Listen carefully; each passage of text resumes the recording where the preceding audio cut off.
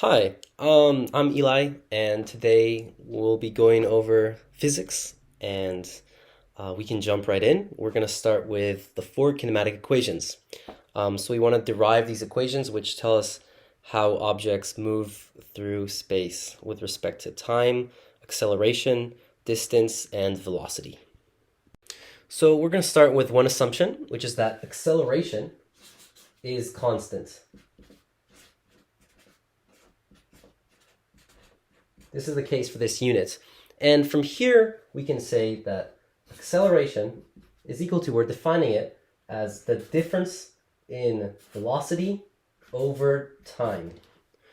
Now, from here, we can just expand this a little bit to get that the difference in velocity is just v final minus v initial over difference in time. And so solving for v final, we just get that it's equal to v initial plus acceleration times time.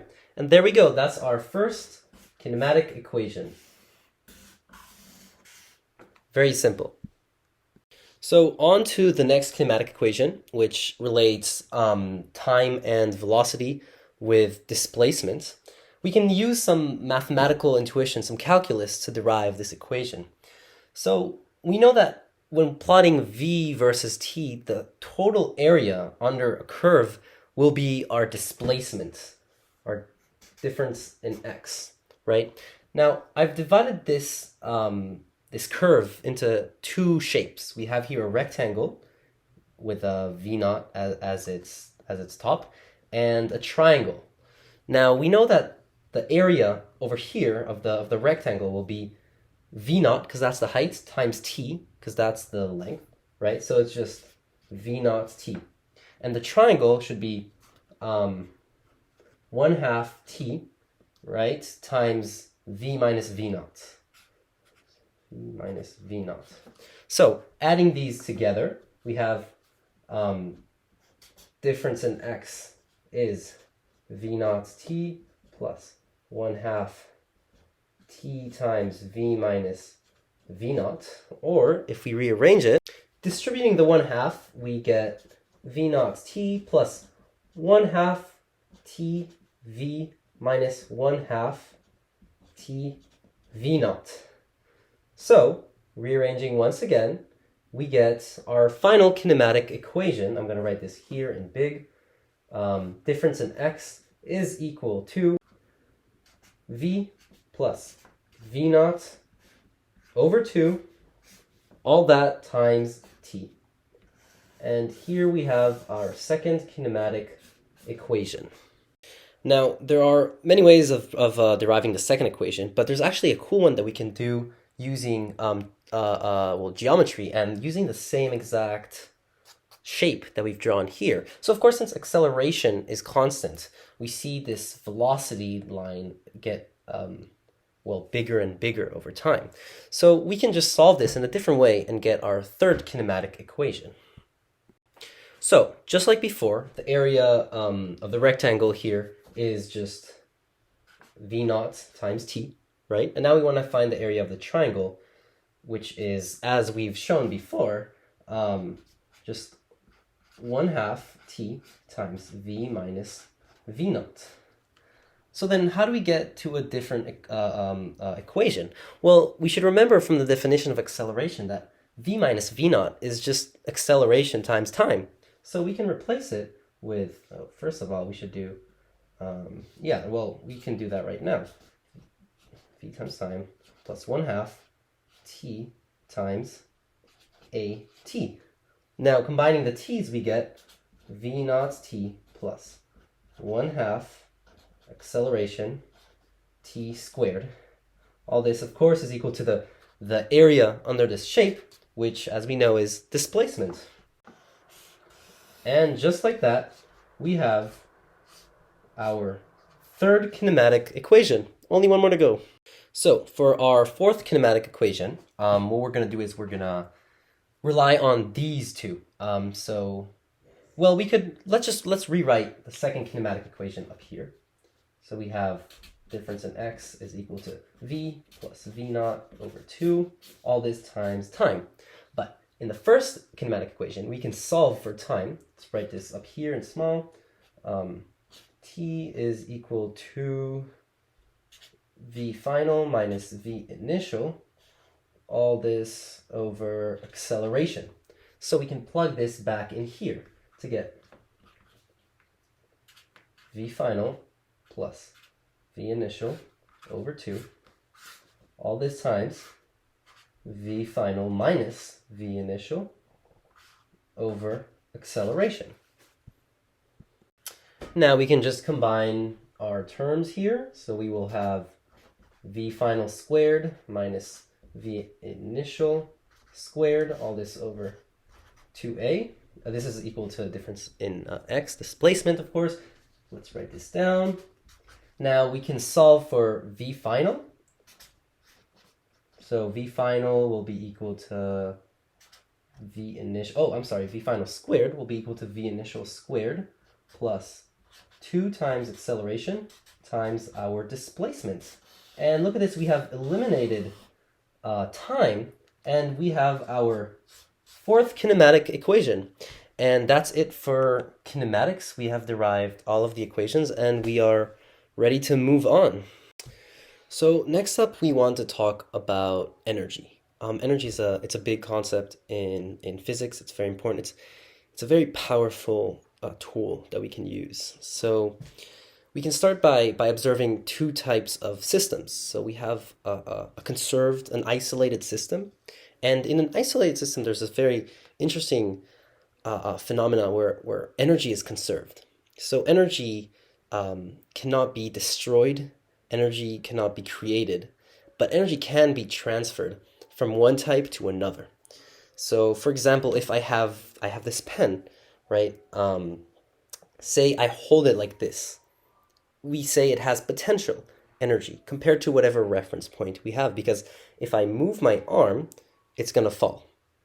Now, when it's going to fall, the potential energy will be converted into kinetic energy as it's moving down. Kinetic energy, of course, is, it's energy as it moves. And for example, when it hits the ground, that kinetic energy will be converted to heat and to sound and perhaps internal energy. The molecules will be moving faster or bumping against each other. Or maybe there'll be a deformation, and then it's also elastic potential energy. But the main thing that we should understand is that energy cannot be created, energy cannot be destroyed. Energy does transfer from one type into another. Now, in isolated systems, we can use this conservation of energy concepts to solve a whole lot of problems, but we can also use energy in non-isolated systems, where energy is added into a system or taken out of a system.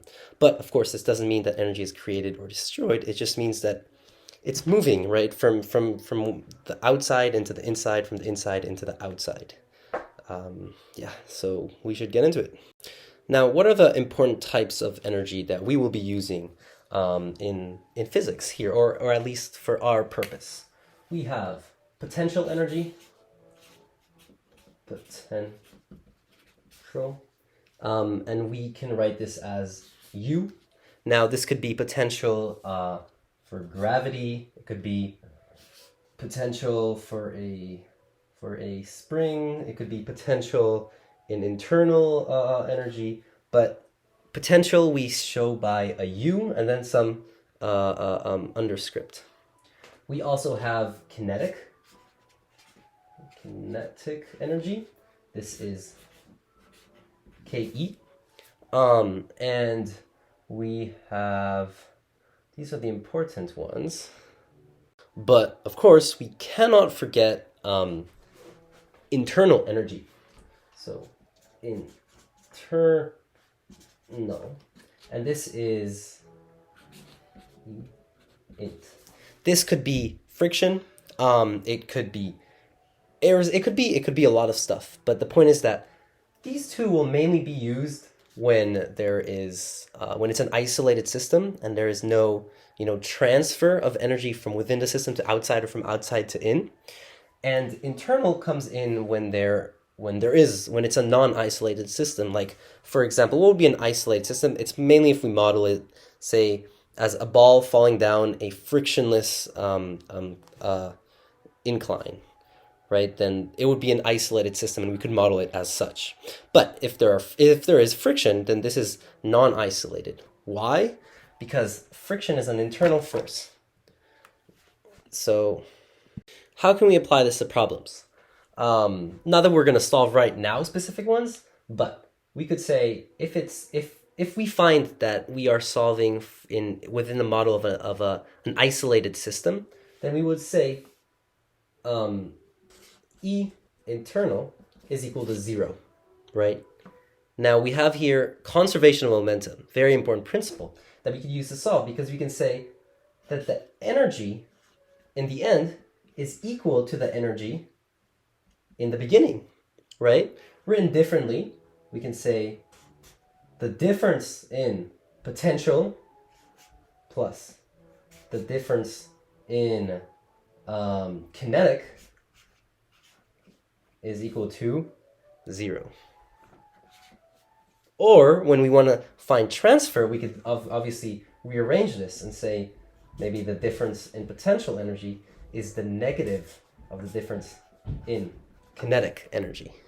So now, of course, the next step is to think, what do we do when we want to actually put some constants and variables into this concept? So here's how we do it. First off, the easiest, or actually we should start with potential energy when it comes to gravity. So this is not the same with springs, and we'll get back to that. This is denoted by the mass times g, which is a constant, times height. Next we have kinetic energy, which is 1/2 mass times velocity squared. And we have internal, due to, say, friction, which is the force of friction, say static or kinetic, right, depending on which one. All of this times the distance. Now, we need to cover two stuff here, which is, first of all, what is friction? We haven't talked about friction. Now, we can calculate friction. So the force of friction can be static or kinetic. Now, static is when I have something sitting down and it has friction. I try to move it and it offers resistance. This is because of Newton's second law, which we will get back to. Or actually, we can talk about that right now. Newton's second law is that every force put onto a body will exert that same force in the opposite direction. So if you imagine this wall, I push this wall and it pushes back against me with the same magnitude in the opposite direction. Now, this is how friction works, because if I push this to the right or to your left, I'm not quite sure, my hand, the friction between my hand and this Sharpie will push the Sharpie to the opposite direction, which, as you can see, makes it not be able to move. But if I put enough force with a magnitude that's great enough, I can overcome the static friction. And now there's still friction. It didn't disappear, but it's a different type now. It's kinetic friction. It's like when you're trying to move a heavy box and you need to give it an initial push to get it to overcome static friction, but then it's not that you're just pushing it and it can just flow along. You need to still push it, but it's easier. That's because you overcame the static friction, and now there's kinetic friction that you need to overcome, which is smaller, but it's still there. So how do we how do we calculate this friction? Well, friction is equal to the friction constant, mu, times the natural force. What is the natural force? Well, if we draw a little body diagram, say there's a person here trying to push a box of mass m, we have friction going in this direction, we have a force applied this direction, right? And we have gravity, or we have the weight, actually. So it's gravity times the mass, so mg. And up here, we have the natural force because it's perpendicular to the surface. So then, that is a natural force, okay? And here is where also springs come in. So 1/2 mv squared is also something that you would see when it comes to springs in the form of 1/2 kx squared. What does this mean? Well, when we have springs, say we're attached here to a ceiling, a spring, it'll have some spring constant k, which shows basically how much resistance does it offer when you push it aside, and how much force will it give out, right? And it's in newtons per meter. So we have here, and then x is, of course, it's just the distance, it's displacement. That's what we've been saying all along, right? So ke is this, but also the internal force could also be, and this could be potential. This is how these energies, you could really put them in many different places, but you just got to remember which one is which. So we have the force of a spring is equal to 1/2 kx squared. All right? And these are our energies. Very important, very powerful tools that we can use when solving problems. Well, that, my friends, is the essence of energy. We haven't quite covered work because we won't really need it in this lecture, but work is the difference in kinetic energy, if you want to know that. And this is all the material we will need for our purposes right now. And I think it's time to move on to our next topic. We are now ready to move on to our next big topic, or our next topic, which is going to be momentum and impulse. Now, momentum is a bit different from what we've been covering so far because it's not exactly a physical property, or it's more of a mathematical tool, is what I'm trying to get at. Because what we're going to do is we're just going to define something. So we're going to define momentum, which we write as P,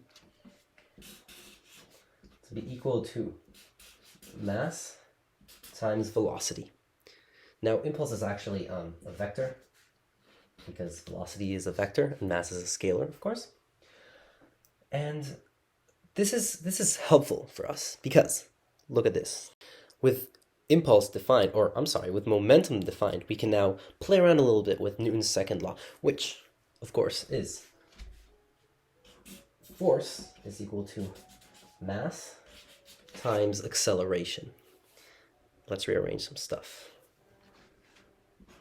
Force is equal to. Now, if we remember, we have Newton's second law. Acceleration is just equal to velocity, right? Or the difference in velocity over the difference in time. Now, here we're assuming, knowledge in calculus, and we know that we can just move this m inside with the v, since it's just a constant, right? So this is equal to the difference of mv over the difference of t. But check this out. Mass times velocity, we have defined to be equal to momentum, right? So this is just equal to the difference in momentum over the difference in time, or d, or delta, whatever you want to call it. Great, right? That's another thing. And why is this useful? Well, let's take the integral of both sides, okay, with respect to time. So the integral of force with respect to time is equal to, well, what's the integral of dp dt? We know this. It's just the difference in p, right? The difference in momentum. So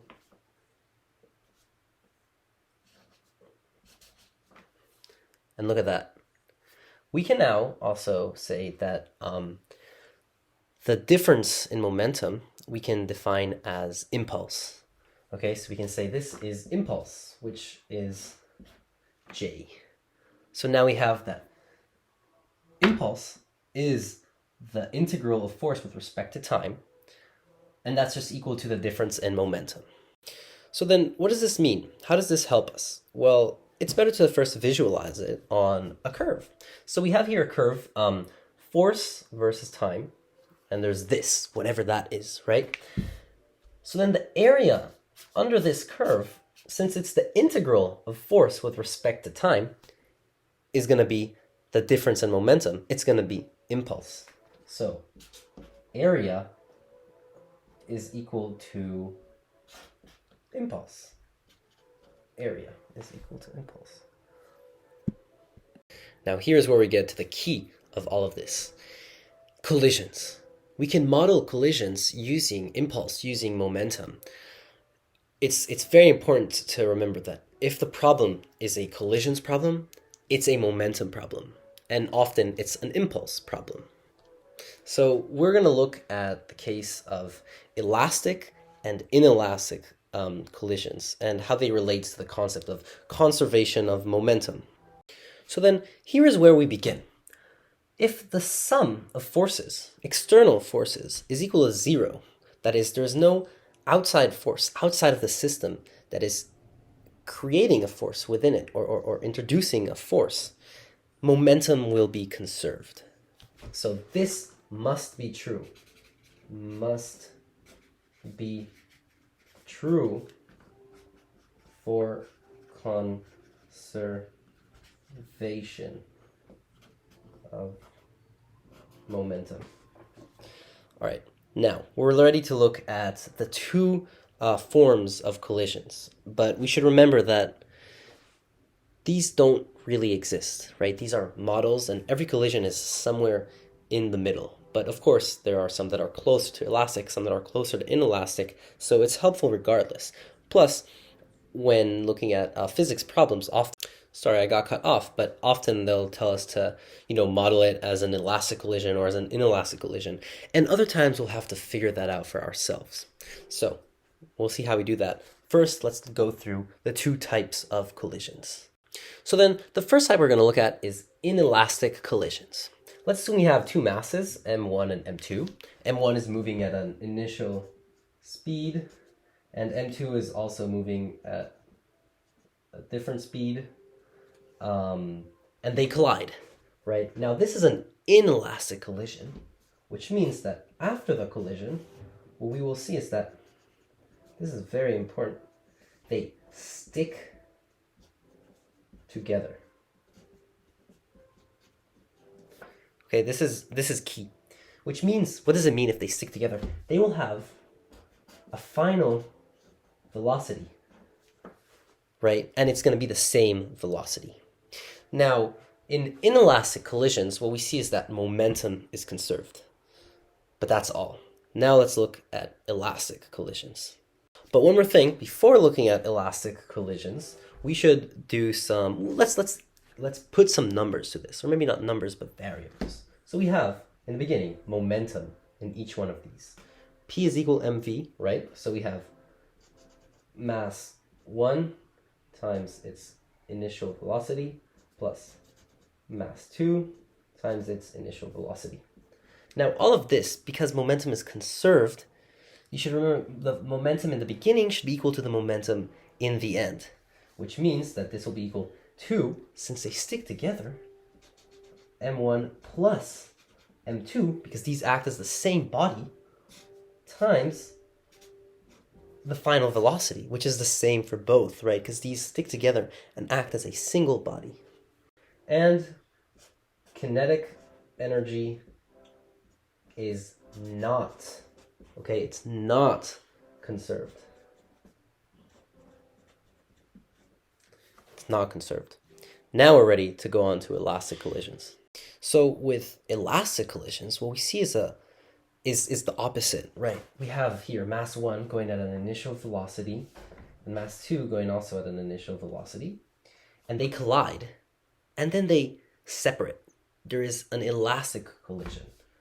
So then they will each go their way. Now they could go in the same direction, but what we should see is that they stray apart.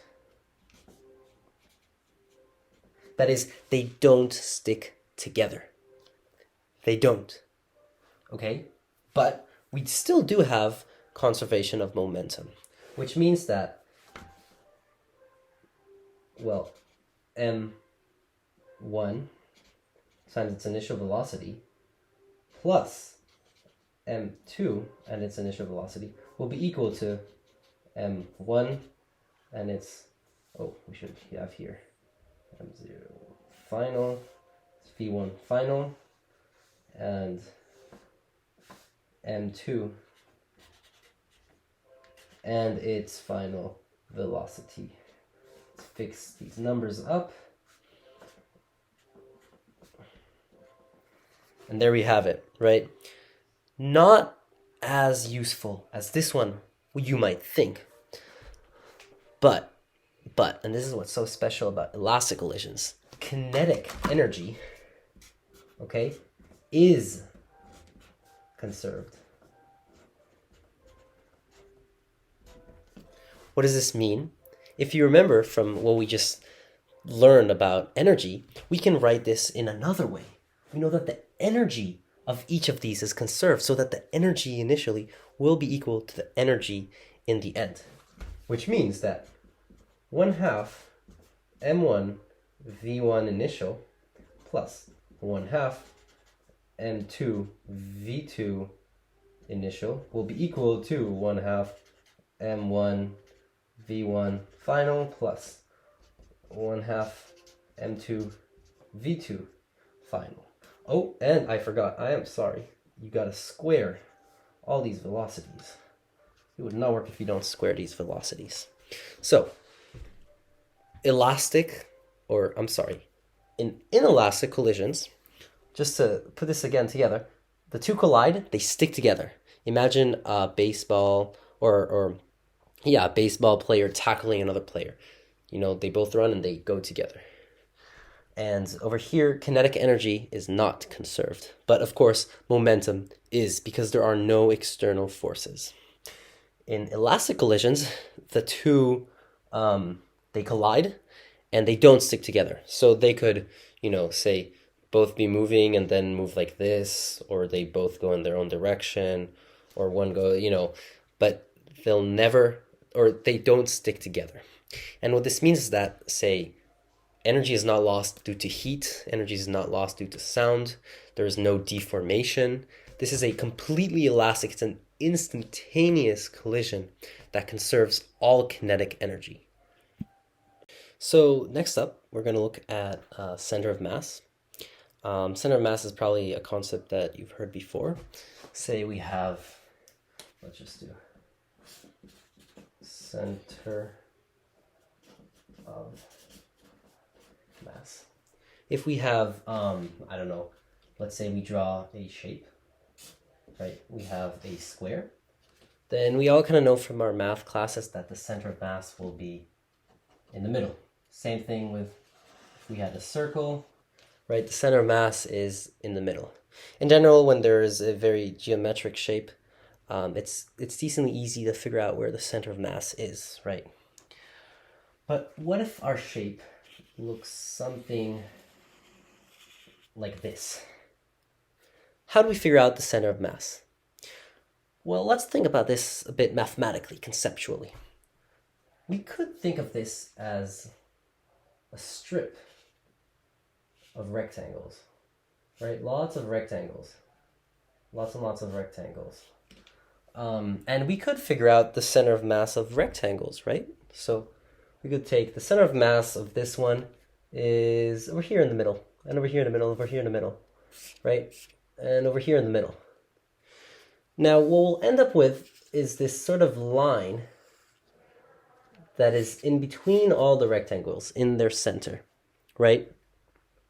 Okay, what do we do with that line? Well, let's repeat that process in the opposite direction.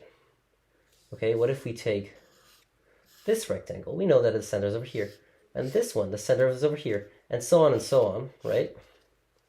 We're going to get another line that goes in the center of all these rectangles. And look at this. Where these lines intersect right here, That is the center of mass. Now we can generalize this process, or we can put it, in notation. And we can say that center of mass is equal to, it's equal to the sum, right, of all of the masses and their position. Okay, so let's do position by R. But we can't forget to divide it by the total mass. I'm not sure if you can see, but this is a small m, and that's a capital M. The small m is each individual tiny piece or rectangle or point, whichever one you want, times their position in the x direction, and then you'd want to repeat it in the y direction, divided by the mass. Perfect. That's pretty simple. That's all we need. But what's interesting is actually that we can take this concept of center of mass and we can apply it to kinematics, and specifically maybe perhaps actually to momentum. Because when a body is moving, we can say that its velocity, so the velocity of the center of mass, should be equal to, in the same way that its position is equal to the sum of m over its position over r, its velocity will be equal to its sum of masses times their own velocities, right? Divided by the overall mass. If you notice, over here we just have position and over here we have velocity, but the equation is basically the same, which is very helpful for us, as we will see later. All right, this is the moment that we've been building up for. It's like Mr. Papico always says, and this is an important piece that I found myself of insight, that you can learn as much theory as you want, and it's fascinating stuff. So we really do have an urge to learn all this theory, but it's only once you apply them to problems and you do it again and again and again, and then see how all these I guess concepts relate to real problems, that you really start to understand how this works, which is why we have supplied by Mr. Papico, fortunately, an FRQ, which we will be going through. We're going to be solving using all the knowledge that we just gained in that half hour of a physics lecture. So without further ado, let's get into it. Okay, let's read the problem. Should always start by reading the problem, and here I'm just going to be reading off of this. So we have our little image here, and two cars on a horizontal level track of negligible friction, so we don't have any friction. Though they're on this track. And cart 1 has a sensor that measures the force exerted on it during a collision. Remember what we said about collision? With cart 2, which has a spring attached. Cart 1 is moving with a speed of v0 is 3 meters per second towards cart 2, which is at rest as shown in the figure above. The total mass of cart 1 and the force sensor is 0.5 kilograms. The mass of cart 2 is 1.05 kilograms, and the spring has negligible mass. That's good. The spring has a spring constant of K is 130 newtons per meter. The data for the force the spring exerts on cart 1 are shown in the graph below. We have a graph. A student models the data as a quadratic fit force is, and then we have an equation for force. Okay, let's draw this out, and then we should probably write what we are given and see how we approach this question. So we have two carts, and we know that the mass of cart 1 is 0.5 kilograms. I'm just inserting the numbers from here onto there. No script. We have cart 2 is 1.05 kilograms. We've got velocity, important. The velocity of cart 1 in the beginning is 3.0 meters per second. And the velocity here, they tell us, is 0. The spring has a spring constant of 130 newtons per meter. What else do they tell us? Well, we have no friction. And this is what's important. They say it's a collision problem. Well, as we can obviously see, these two are going to collide. Now, what did we say? That collision problems are always going to be momentum problems and potentially impulse problems. It seems this one will definitely be an impulse problem, especially since they're asking us in part A, using integral calculus, calculate the total impulse delivered to cart 1 during the collision.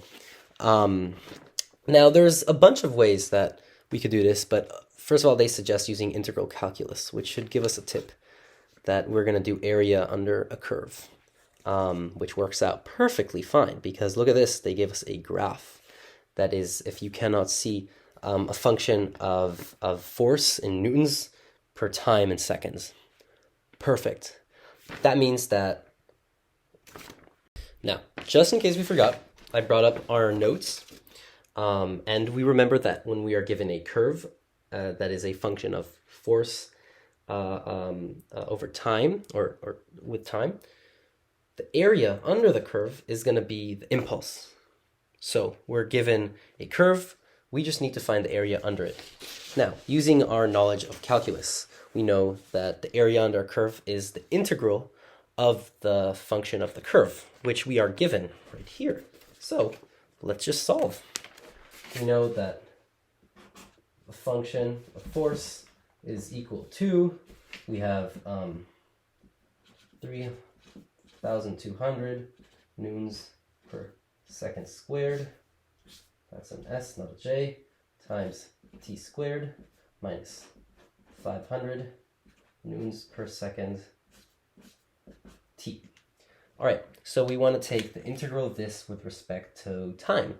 This should be fairly easy. So J is equal to, of course, the integral of f, which is equal to, we're just going to want to multiply this by 1/3, of course. So we will have 3,200 newtons per second squared over 3 t cubed, right? Minus, so it'll be squared, so 500 over 2 is going to be 250 newtons per second t squared. And of course, we are integrating all of this from, let me show you right here. They have from the curve, where does the curve start? It seems it starts at 0 and it ends at time is equal to 0.16, it seems. So that's what we're going to want to integrate it from. So from 0 to 1, 0 to 1.6 t. And let me grab my calculator and we will see what that is equal to. All right, so we got our calculator right here and we are just gonna plug in. So we have 200 divided by 3 times, let's do 0.16 cubed minus 250 times 0.16 squared. All of this minus, well, if we plug in zeros, that's just all going to be 0. So minus 0, really. And there is our answer. It is 2.03 joules. Now, for part B, they want us to calculate the speed of cart 1 after the collision. So, how do we do that? Well, we're going to use momentum. Specifically, we're going to use impulse. So we know that impulse is equal to the integral of f. Now, what's the integral of f? The integral of f, with respect to time, is just dp dt, right? It's just equal to the difference in momentum, which, as we know, is just the mass times v final minus, times minus v initial. All right, perfect. So, well, we have impulse, right? We just solved for it. We have mass. So let's do, we have this, we have this, we have v initial. This is what we want to find. So let's solve for v final. V final is equal to, well, if we multiply it, v final, well, it's just going to be j over m plus V initial. So now we can just plug in the numbers. It's equal to 2.03 over 0.5 plus V initial is what? It's 3.0. And I'm wondering if that will yield the correct answer. Let me check this 1 second. You know, on the one hand, there's no need to doubt ourselves because it sure is. But we forgot a negative sign. Because, as you can see here, the graph is under the x-axis, which means that the impulse that we calculate in A should be a negative value.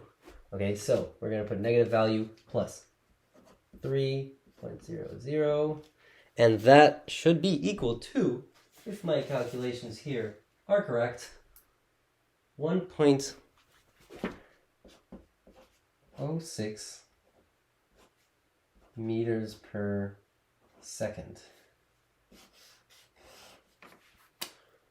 Nice. Let's see what we have next.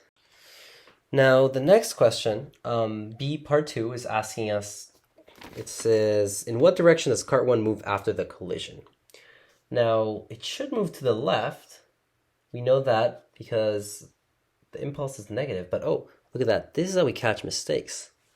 This should be a negative number. Once again, we keep forgetting these negatives. This is a bad mistake. But now that we see the negatives here, it should be moving to the left.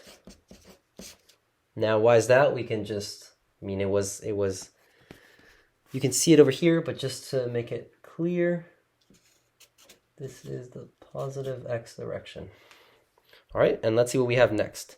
Next up, we've got question C, and they're asking to calculate the speed of cart 2 after the collision. Ooh, all right, let's bring up our notes so we can see how to answer this one. Now, we do remember that in an elastic collision, the impulse, J, should be equal to mass times the final velocity minus the initial velocity. So this one should be actually a very simple one to solve. Let's see. Impulse is equal to mass. We want to solve for the second cart, so mass 2 times V2 final minus V2 initial. Now we know that, oh, well, actually we should just plug them in. So the impulse should be the opposite of a negative, because over here we're imparting energy, over here we are gaining energy. So we are going to go 2.03 is equal to mass 2, which is 1.05 times V2 final minus V2 initial is just 0. Now we just solve for V2 final, and we get V2 final is equal, let me grab my calculator. All right, calculation's done, and V2 final is equal to 1.93 meters per second. This is our answer. Awesome. Let's see. C section 2. Show that the collision between the two carts is elastic. Perfect. This is a beautiful question because we need to go back now to what we learned about elastic collisions and see how we try and prove this, so to speak. So, in our elastic collisions, what is the difference? Kinetic energy is conserved. Now, how do we kind of show this? You know, the whole, 1/2 mv squared plus 1/2 mv squared is equal. So energy initial is equal energy final. So if we show that that is true over here, it's going to be an elastic collision because kinetic energy is conserved. All right, let's give it a shot. So, C section 2. Let's see. So energy initial should be equal to energy final. If this is true, then we have proven it. So 1/2 mass 1 V1 initial squared plus 1/2 M2 V2 initial squared should be equal to 1/2 M1 V1 final squared plus 1/2 M2 V2 final squared. This is just 0, right? Because velocity initially 2 is just 0. And now we should just plug in numbers. So 1/2 times 0.5 squared plus 1/2. I'm probably going to do this off camera just to save us a little bit of time. And I'll be back with our final numerical values. So plugging all of the numbers in, since we do have all of these values just given to us, we get 2.25 on the energy initial, 2.24 on the final. These are basically the same. They're, we can estimate that kinetic energy is conserved since these values are so close, and therefore this must be an elastic collision.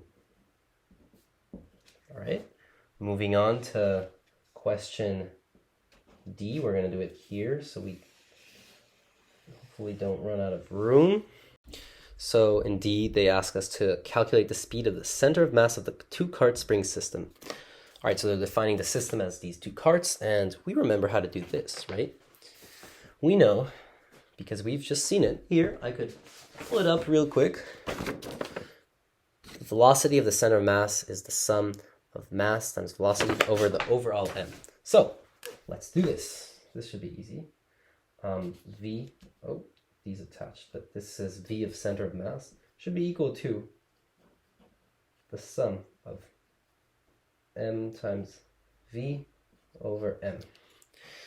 Okay, so that just means it is mass 1 initial V1 initial plus mass 2 initial V2 initial, all of this over some big M, which is just mass 1 plus mass 2.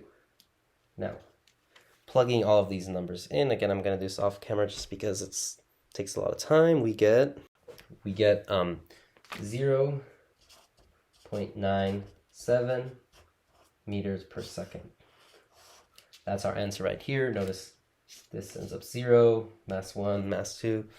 We know all of this. So 0.97 is our final answer. And we have one last section, which is D part 2. And they are asking us to calculate the maximum elastic potential energy stored in the spring. Okay, so this one is going to be a little bit more sophisticated. So we begin with the knowledge that kinetic energy is conserved. So we should ask ourselves, what types of energies happen initially and finally? Although we could start with E initial is equal E final. So in the beginning we have the kinetic energy, right, from mass 1. So Ke. And that's all we have, right, initially, is equal to, the kinetic energy final, right, plus we're trying to find the max compression of the spring.